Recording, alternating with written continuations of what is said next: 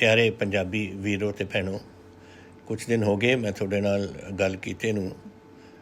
मैं चाहुंदा सी कि थोड़े कुछ दिनों बाद मैं थोड़े नाल कुछ गल्लां करां और दस्सां कि हालात की ने, क्योंकि सारे दे मन च बड़ा फिक्र है कि दुनिया च की हो रहा है। हुण दुनिया के हालात तो तुहानूं पता ही है, बहुत हालात अच्छे नहीं। समा कैनेडा अमेरिका दे विच 7,84,000 बंदियां नूं करोना होया है और उन्हां दी 42,000 मौतां ने। यूके दे विच साडे 1,24,000 करोना केसिस ने ते 16,500 मौतां ने। तो ये हालात अच्छे नहीं, सारी दुनिया के अं आंकड़े आ रहे हैं जिथे तुसीं जाओ।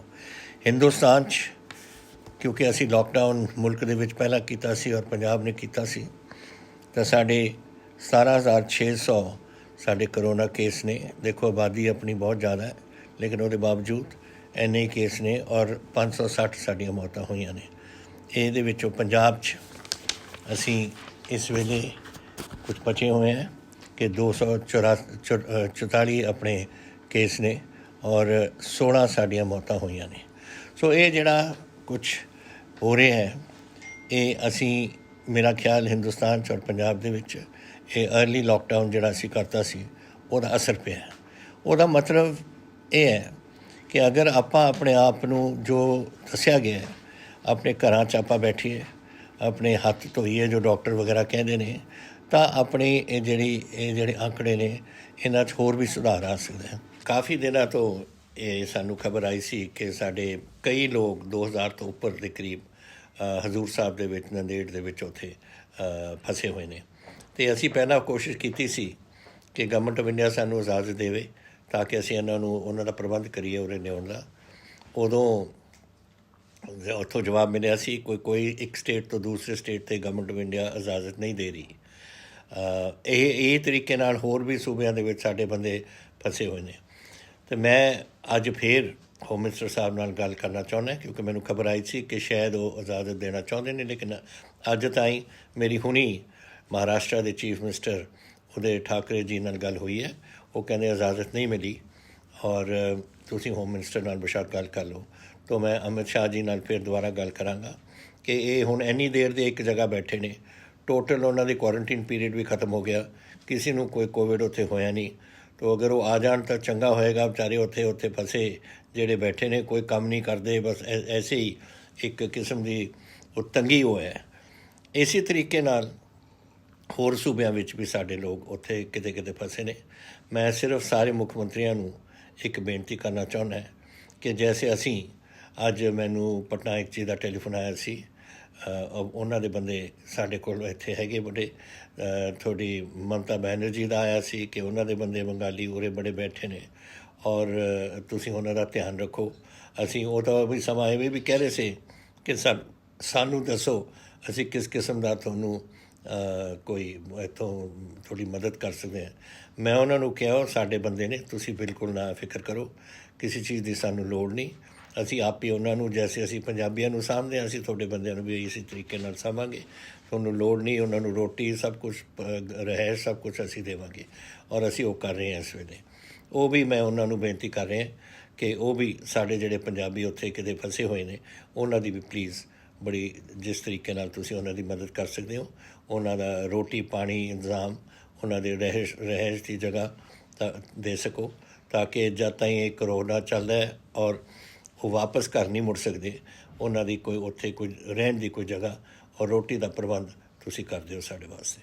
कुछ दिन पहला मैं एक कमेटी बिठाई सी 20 मैंबरां दी कि मैनूं दस्सण कि किस तरीके नाल असी इस लॉकडाउन तो आपां छुटकारा पा सकते हैं। फेज़ करिए आपां इस थोड़ा थोड़ा करके जिस तरीके नाल वो सुझा दिंदे ने, और मैनूं पता लग्या कि वो तैयार है रिपोर्ट और परसों ताईं मैनूं वो दे देणगे।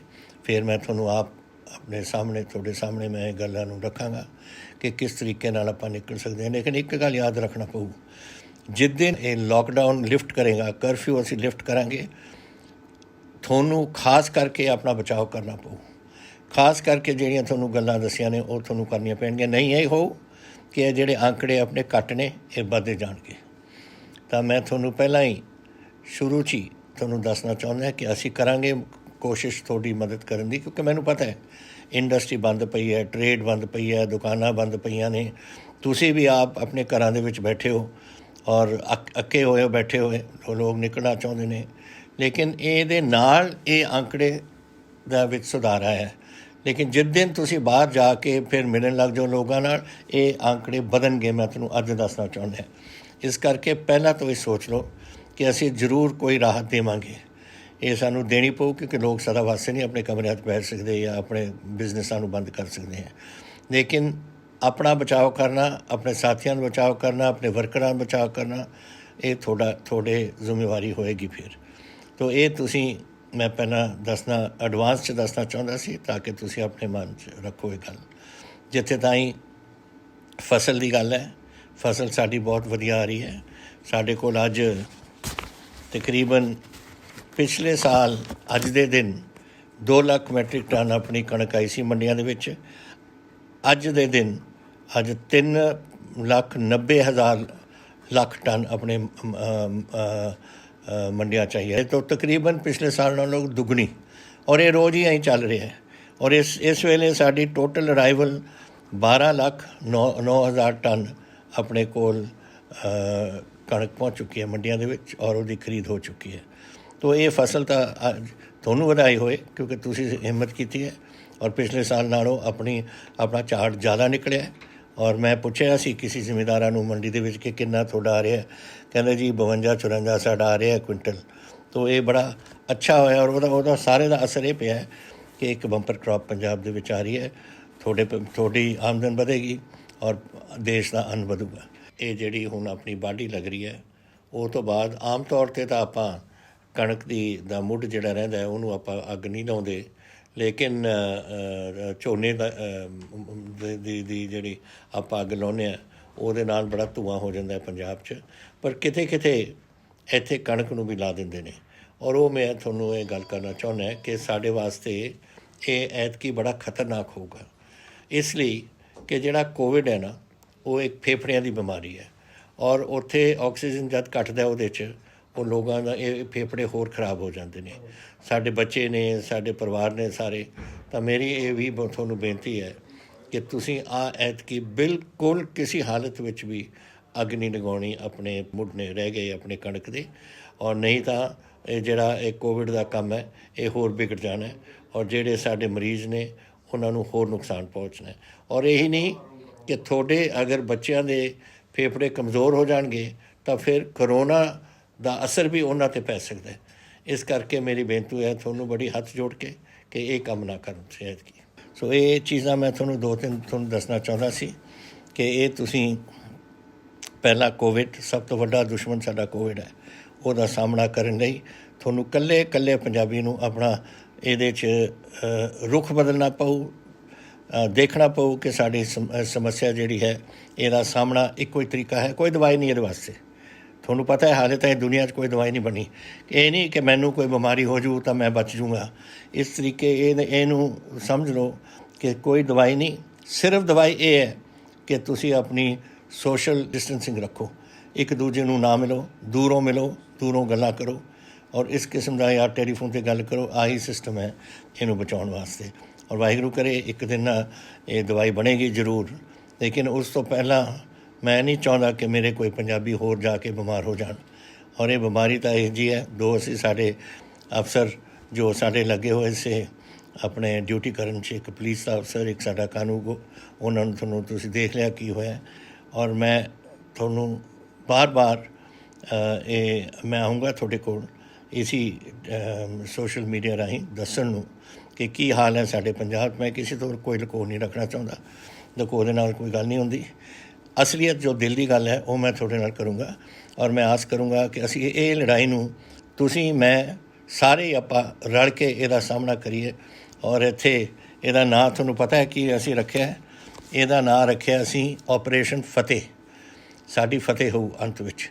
ਔਰ ਇਹ ਲੜਾਈ ਆਪਾਂ ਨੂੰ ਇਸ ਤਰੀਕੇ ਨਾਲ ਲੜਨੀ ਪਊ ਜੈਸੇ ਆਪਾਂ ਕਿਸੇ ਮੁਲਕਾਂ ਨਾਲ ਲੜਦੇ ਹਾਂ ਕਿ ਅੰਤ ਵਿੱਚ ਅਸੀਂ ਫਤਿਹ ਹੋ ਕੇ ਨਿਕਲਾਂਗੇ। ਮੈਂ ਸਾਰੇ ਜਿਹੜੇ ਅੱਜ ਇੱਥੇ ਇਸ ਕੋਵਿਡ ਲੜਾਈ ਦੇ ਵਿੱਚ ਉਲਝੇ ਹੋਏ ਹੋ, ਤੁਸੀਂ ਸਾਡੇ ਸਰਪੰਚ ਹੋਣ, ਸਾਡੇ ਮਿਊਨਿਸਪਲ ਕਾਉਂਸਲਰਸ ਹੋਣ, ਸਾਡੇ ਰੂਰਲ ਡਿਵੈਲਪਮੈਂਟ ਮਹਿਕਮੇ ਦੇ ਹੋਣ, ਮਾਲ ਭਾਗ ਦੇ ਜਿਹੜੇ ਸਾਡੇ ਅਧਿਕਾਰੀ ਨੇ, ਸਾਡੇ ਪੁਲਿਸ ਦੇ ਮਹਿਕਮੇ ਨੇ, ਸਾਡੇ ਡਾਕਟਰਸ ਖਾਸ ਕਰਕੇ, ਔਰ ਹਸਪੀਟਲ ਦੇ ਜਿਹੜੇ ਸਾਡੇ ਨਰਸਾਂ ਨੇ, ਸਾਡੇ ਪੈਰਾਮੈਡਿਕਸ ਨੇ, ਸਾਰੇ ਜਿਹੜੇ ਤੁਸੀਂ ਇਹ ਜੰਗ ਬਿਲਕੁਲ ਸਾਹਮਣੇ ਹੋ ਕੇ ਲੜ ਰਹੇ ਹੋ, ਇਹਨਾਂ ਦਾ ਖਾਸ ਕਰਕੇ ਮੈਨੂੰ ਬੜਾ ਫਿਕਰ ਰਹਿੰਦਾ ਹੈ। ਔਰ ਮੈਂ ਤੁਹਾਡਾ ਸਾਰਿਆਂ ਦਾ ਧੰਨਵਾਦੀ ਹਾਂ ਕਿ ਤੁਸੀਂ ਇਹ ਆਪਣਾ ਜਿਹੜਾ ਪੰਜਾਬ ਦਾ ਇੱਕ ਜਾਂ ਹਿੰਦੁਸਤਾਨ ਦਾ ਇੱਕ ਬੋਝ ਹੈ ਆਪਣੇ ਮੋਢਿਆਂ 'ਤੇ ਚੱਕਿਆ ਹੋਇਆ। ਇਹਦੇ ਵਿੱਚ ਇਹ ਮੁਲਾਜ਼ਮਾਂ ਤੋਂ ਇਲਾਵਾ ਸਾਰਾ ਹੀ ਪੰਜਾਬ ਲੱਗਿਆ ਹੋਇਆ, ਸਾਰੇ ਪੰਜਾਬੀ ਲੱਗੇ ਹੋਏ ਨੇ।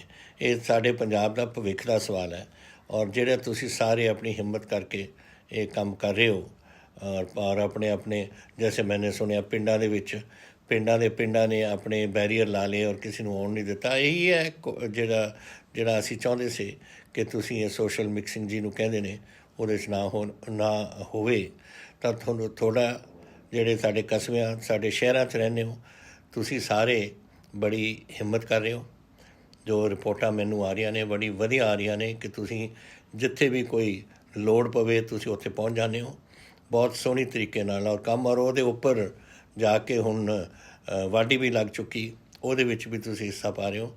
ਮੈਂ ਤੁਹਾਨੂੰ ਸਾਰਿਆਂ ਨੂੰ ਦਿਲੋਂ ਬਹੁਤ ਤੁਹਾਡੇ ਧੰਨਵਾਦੀ ਹਾਂ ਕਿ ਤੁਸੀਂ ਇੰਨਾ ਆਪਣੀ ਹਿੰਮਤ ਕਰ ਰਹੇ। ਮੈਨੂੰ ਪਤਾ ਹੈ ਕਈ ਸਵੇਰੇ ਦੇ ਸ਼ਾਮ ਤੋਂ ਸਵੇਰੇ ਸਦਿਆਂ ਤੋਂ ਲੈ ਕੇ ਲੇਟ ਤੱਕ ਆਪਣੇ ਕੰਮਾਂ 'ਚ ਇੱਥੇ ਪਏ ਰਹੇ ਹੋ। ਤੁਹਾਡਾ ਬਹੁਤ ਸ਼ੁਕਰਗੁਜ਼ਾਰ ਹੈ ਮੈਂ। ਵਾਹਿਗੁਰੂ ਤੁਹਾਨੂੰ ਲੰਬੀ ਉਮਰ ਦੇਵੇ ਔਰ ਤੁਹਾਡੀ ਸਿਹਤ ਤੁਹਾਨੂੰ ਠੀਕ ਰੱਖੇ। ਮੈਂ ਤੁਹਾਡਾ ਸਾਰਿਆਂ ਦਾ ਬਹੁਤ ਦਿਲੋਂ ਸ਼ੁਕਰਗੁਜ਼ਾਰ ਹਾਂ।